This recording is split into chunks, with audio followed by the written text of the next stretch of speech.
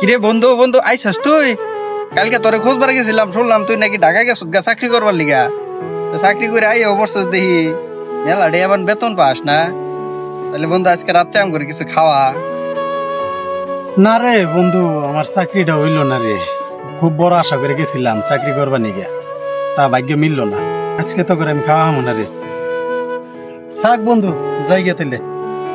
যা যা ভাই তো এমন ফুট টান্ডিতে আইছে, মনে হয় যে লাখ লাখ টাকা বেতনের চাকরি করে আইছে। তুই তো আমাকে বন্ধু না, আমাকে বন্ধু না, আমার কলঙ্ক হয়ে গেছ গা। সারাটা জীবন তোর বেকারি থাকা লাগবো, তুই আর চাকরি করা হবি না। যা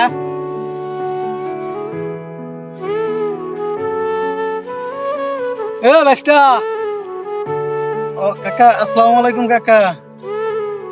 ওয়ালাইকুম আসসালাম। বাস্তা, তুমি না ঢাকা গেছিলা, চাকরি হইলো? তা কয়টা বেতন ধরছে? কবে আইলা?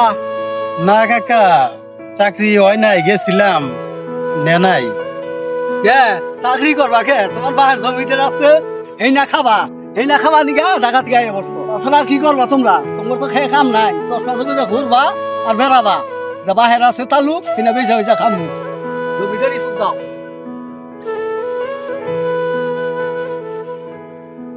কি দিয়ে মেন কোন যাস?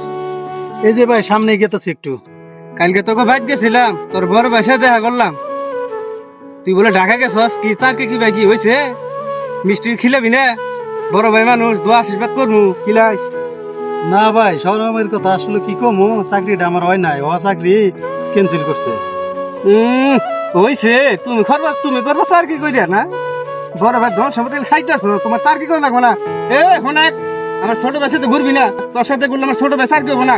ভালো করে কই থেকে গেলাম। এই দুনিয়ায় সবার কষ্ট দাম আছে।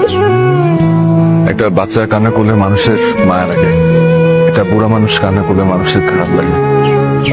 শুধু একটা বেকারের কান্নার কোনো দাম নেই, বেকারদের কোনো চাওয়া থাকতে নাই।